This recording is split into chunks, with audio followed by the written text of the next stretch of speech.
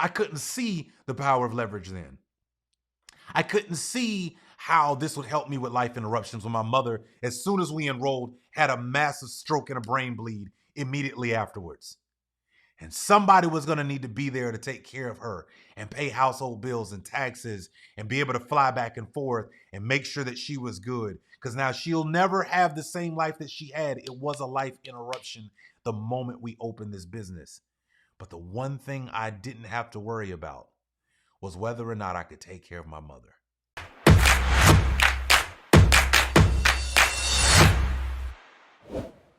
I just wanted to give that foundation because I think it's really important to understand the contract that you and I have when it comes to employment. By the way, this is not to bash employment. I'm not upset about employment. What I'm saying is you and I need to have a holistic understanding of what we signed up for. And we need to understand the game we're actually playing, right? We need to accept the game for what it is. But here's what's really cool, or let me say it this way. What's really cool about the contract is, again, go back to my first statement. They determine your salary, but they will never determine your income. And unfortunately, for many of our friends, family, those who live in our subdivision, people we go to church and synagogue with, the people we really care about, we've made the assumption that they're one and the same. And that's not true.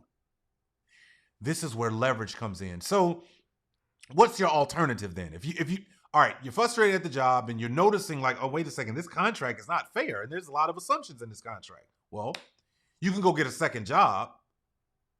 But can we talk about just real quickly the pros and cons of a second job?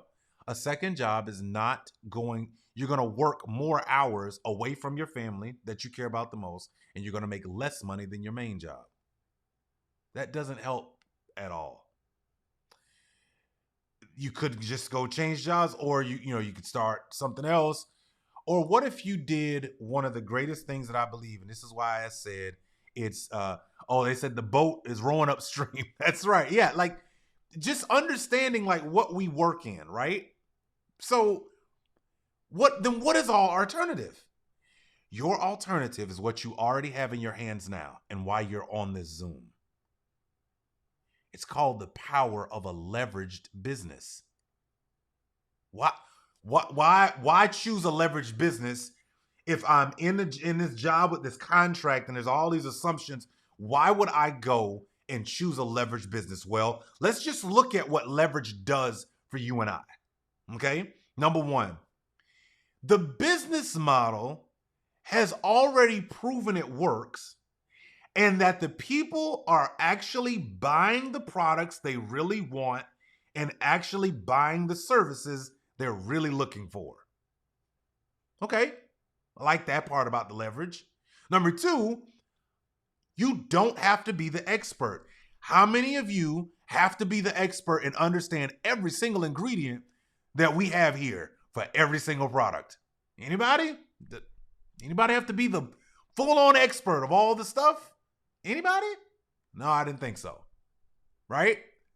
So you can work the business and keep your day job. Is that true for this business? Okay. So I can work my day job, meaning I can keep my earned income, but now I can create active income. Oh, wow. Okay, that's pretty cool. That's cool about leverage. Here's another one.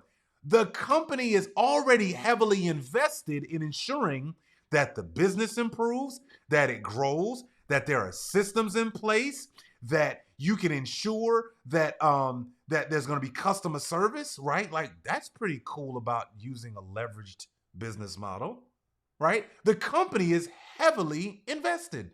Hey, when I built my first side business, I almost got it to $200,000 in the first year, but I didn't do it without help. and you keep trying to build that side business solo. Listen, I know you're a jack of all trades, but you're mastering none of it. I need you to go to sidebusinessvault.com.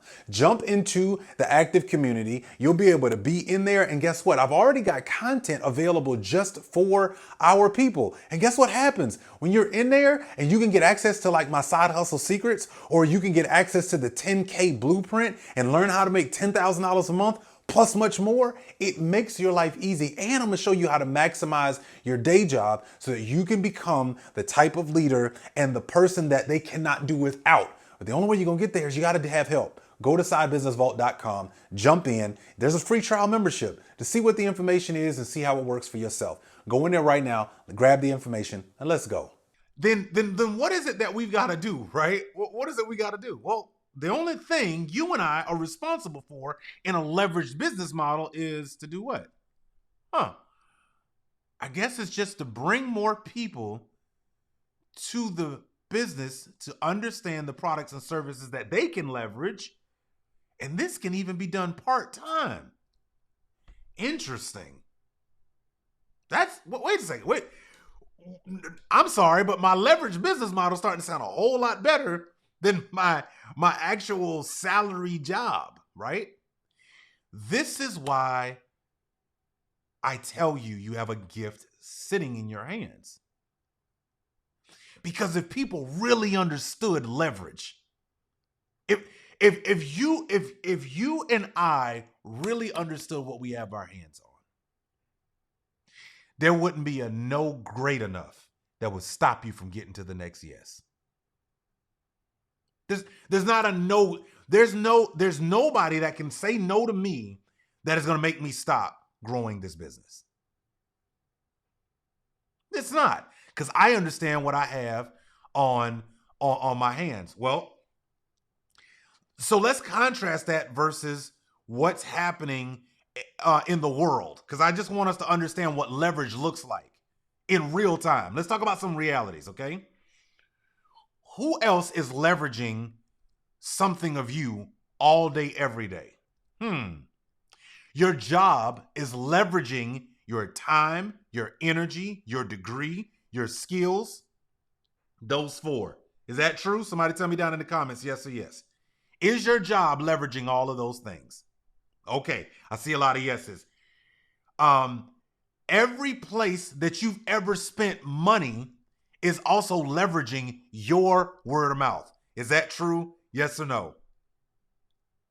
Yep, they are. They're leveraging your word of mouth. Any place you ever spent money at. I don't care where you spend money at. They're leveraging the power of your word of mouth to the next person, right? Okay. Every retail store that you shop at leverages yours and my travel to tell other people about their product and service. How do we know? How many of us get really big handbags for this little item that we purchased at a store before? Do you think that's not intentional? What do they know? You're going to walk out of that store. You're going to go to the next store. You're going to be walking down the hallway. You're going to get in your car. You're going to go to the next store. And what are people going to see? They're not even seeing you. They're seeing the bags you're walking around with. They're leveraging your travels. Okay? I'm just showing you all the ways that leverage is already happening in your life, right? Banks leverage our money and go and invest and lend to others. Yeah, think about this for a second, right?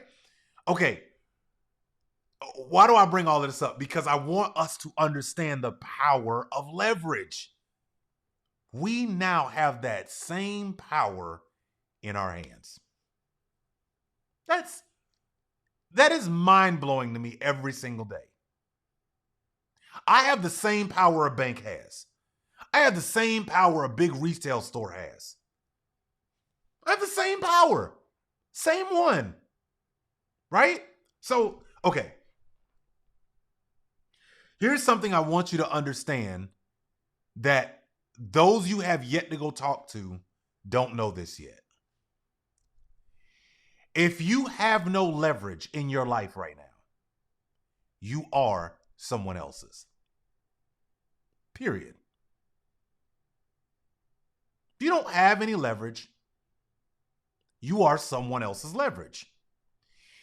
And when life gets turbulent, no matter the economy, no matter the job, no matter what happens, we know what no leverage feels like, because the moment life interruptions happen, it smacks you in the face every time, and we go, man, I wish I could have done this. What do I mean?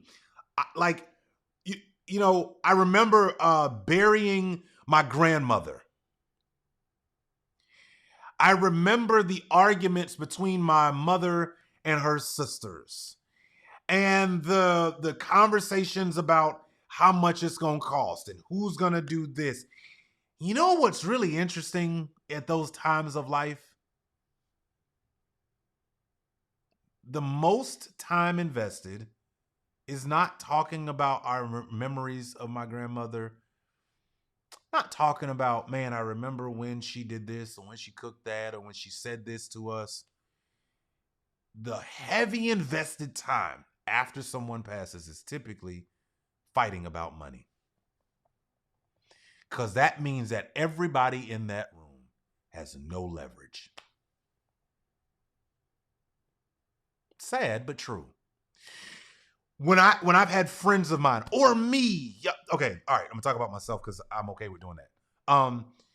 I was working my job at one point. I've been laid off twice in corporate America. Second time I was laid off, I was out of town for work, okay? And I was giving this humongous presentation to all these executives. I gave this presentation. It was probably one of the biggest ones I had done up until that point. Everybody was excited. We were doing this huge process change. Everything was great.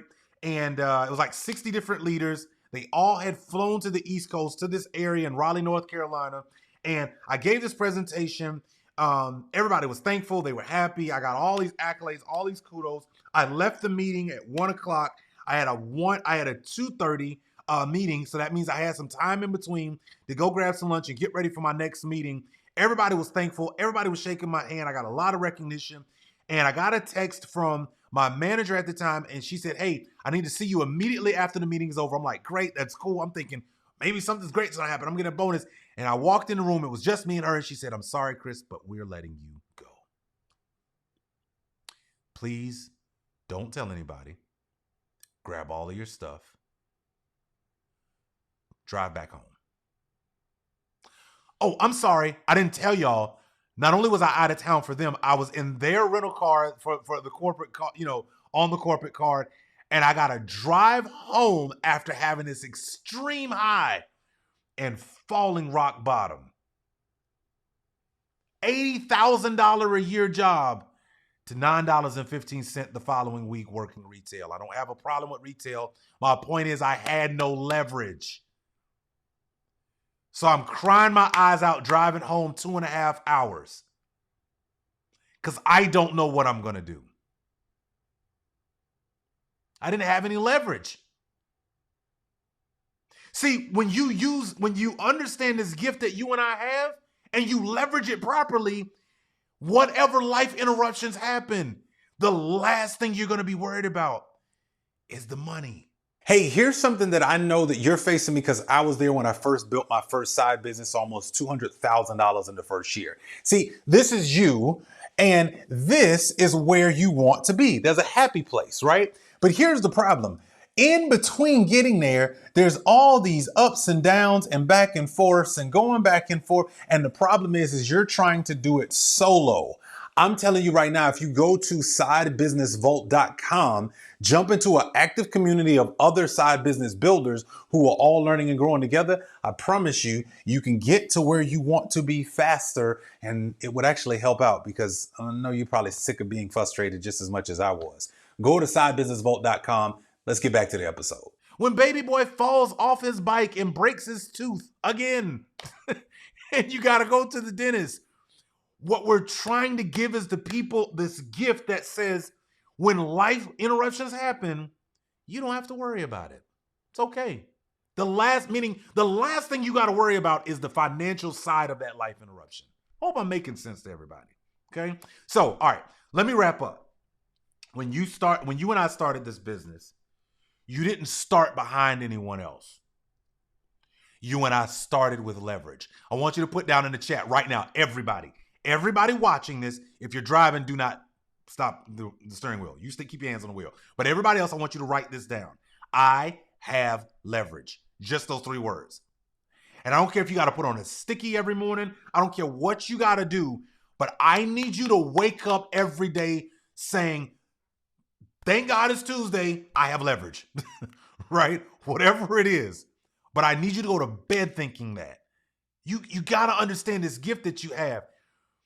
The job is using leverage every single day in order to get their financial goals taken care of and to their dreams quicker. Getting somewhere quicker is the whole point of leverage. What do I mean? Okay.